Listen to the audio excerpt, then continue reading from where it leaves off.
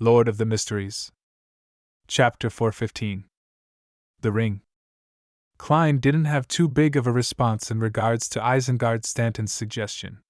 He looked at the tightly closed door of the activity room and said, "As far as I know, a devil can predict danger before we take action, and they can even determine the source of the danger, thus providing an effective response. It's hard to find and restrain him." Isengard nodded slightly and said, "Yes, that's indeed the case, but this doesn't mean that there are no solutions." "What solutions?" Kaslana immediately asked. Isengard smiled and said, "I fought him head-on and witnessed his beyonder powers of predicting danger, so I have a rough idea of its strengths and weaknesses. A devil can indeed detect danger before it happens, and it can be done so for quite a significant period of time prior to the danger. As long as we make any plans and take decisive action that targets him, he would receive the corresponding premonition. Of course, it has to be something that can really harm him. No, the truth is that the strengths and weaknesses of different types of devils are different. Some of them might only be capable of detecting danger 10 to 20 minutes in advance." Klein silently retorted, but he didn't say it out loud. Isengard continued, "The flaw of premonition powers is that it can only detect the person and location of the danger, but it doesn't know the specific details. This gives us an opportunity to take advantage of it." "What opportunity?" "I don't think we can trap a devil that can predict danger," Kaslana asked incredulously. Klein also nodded in agreement. "Of course, I can use the gray fog to deceive the Desire Apostle, making him unable to detect danger ahead of time. But the problem is, how can I expose the secret of the gray fog in front of others?" Klein silently added a few words. Isengard chuckled.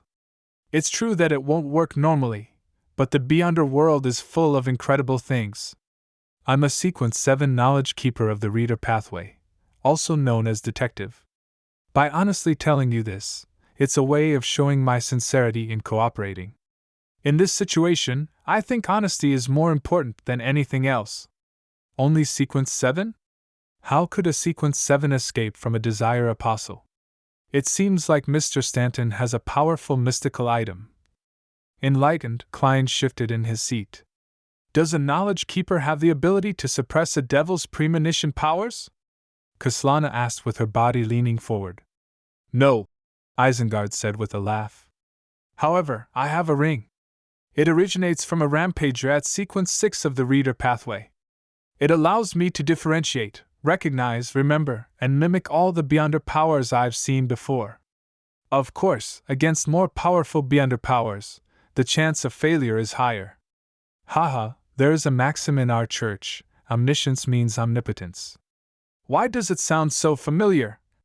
Furthermore, the description of the item." Klein was about to run through his memories when he saw Isengard Stanton take out a gorgeous ring. The ring was inlaid with many small diamonds. Together, they surrounded a beautiful emerald green gem that looked like a human eye. Just by looking at this ring, Klein felt dizzy, as if he had overworked his mind. Isn't this sealed artifact 2-081? Isengard Stanton is old Mr. Eye of Wisdom?" Klein looked up in surprise at the detective sitting in the reclining chair. That ring was the sealed artifact 2-081 which Eye of Wisdom had flaunted to him previously, and had used several times in the Beyonder gathering. Eye of Wisdom. This code name does sound like it's related to the Church of the God of Knowledge and Wisdom. Klein, using his clown's ability to control his expression as he looked quietly at Isengard Stanton. In the end, he found that some of the outlines of the great detective did match Eye of Wisdom, but there were many details which were highly different. His ability to disguise himself is very impressive. Was it done with the help of 2-081? Klein made a rough judgment. At this moment, he suddenly thought of a scene. If Mr. Stanton says, "Let all of us work together to resist the Desire Apostle, and the most important thing is honesty. I have already described my sequence and mystical item. It's your turn. What should I say? Silently take out the sun brooch which he sold to me?" At that moment, wouldn't he be going, "Nice, so it's you, punk!"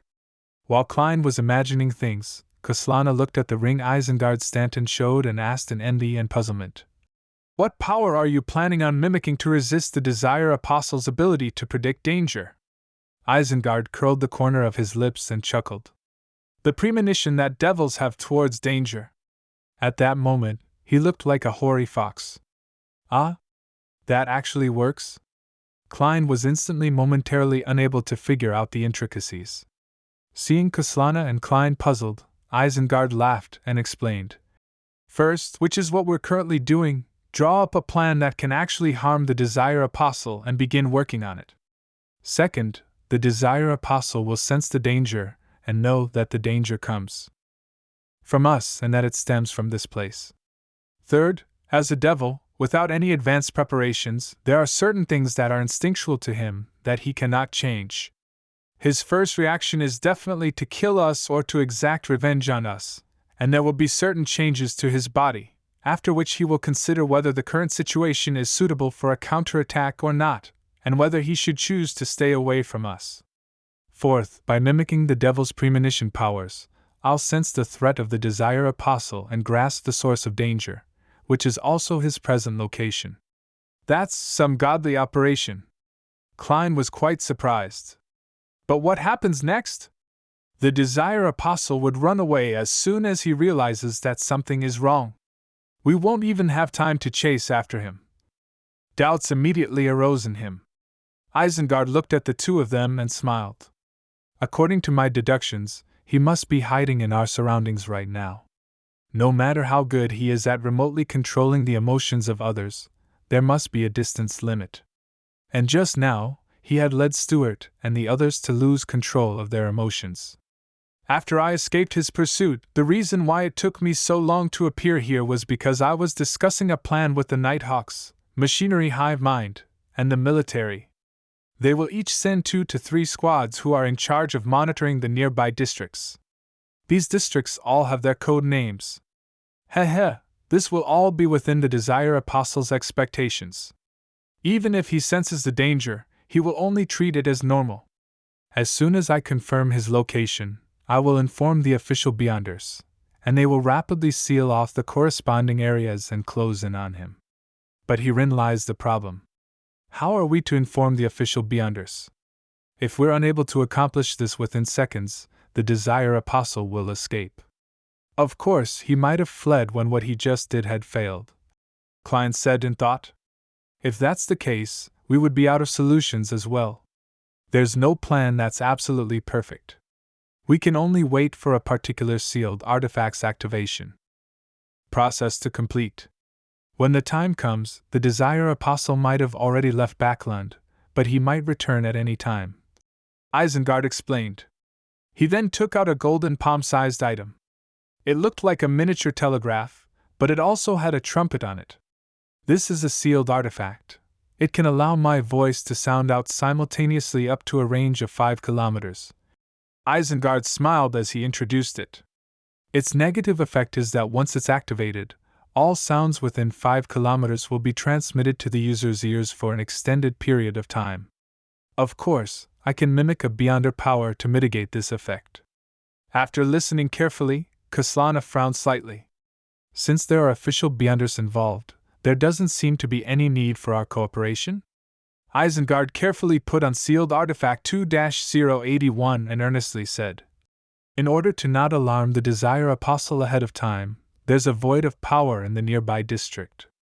If the target is really here, the 3 of us need to help each other to retain him as best as we can. I have no problem.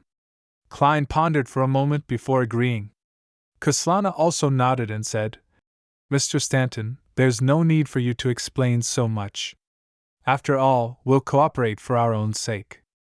An explanation is part of the plan, and an agreement means that the operation is about to begin. Isengard half closed his eyes. The emerald green gem on the ring of his right hand began to glow with a dark blue light. Suddenly, Isengard Stanton stood up, pointing upwards with a grim expression. He's right here, upstairs. Klein and Kaslana stood up at the same time, one ready to snap a finger and light a match on the second floor to jump up there directly, while the other followed Isengard towards the door. None of them expected the Desire Apostle to be so bold as to remain in the vicinity after the failure of the previous machination, right in 15 Minsk Street. Maybe he was upstairs watching it all with a cold gaze while we were discussing the plan to deal with him. This thought suddenly popped up in Klein's mind. At that moment, he saw Kaslana's eyes suddenly turn red, and her right hand formed a fist as she punched out at Isengard Stanton's back where his heart was. This? Klein's pupils contracted as he instantly came to a realization of many things. The reason why the Desire Apostle didn't flee was because he still had other plans set up. He still had a seed of corruption in someone's heart that he didn't catalyze. That person was none other than Kaslana, one of the only 3 Beyonders here. The reason why the unsuccessful attempt at instigating them was so easily resolved was to let their guard down and wait for the critical moment to make Kaslana lose control of her emotions. The Desire Apostle's biggest target was still Isengard Stanton. How crafty! Klein snapped his fingers, but it was only an air bullet that was fired at Kaslana. At the same time, he shouted, "Be careful!" Isengard had a lot of experience too. He didn't care what the situation was as he threw himself forward. However, Kaslana ignored the bullet, allowing it to strike her arm and allowing blood to splatter everywhere. Bam! She punched Isengard in the back, throwing her entire body forward. Kacha! Klein heard the sound of bones breaking, and the point of contact was the spine.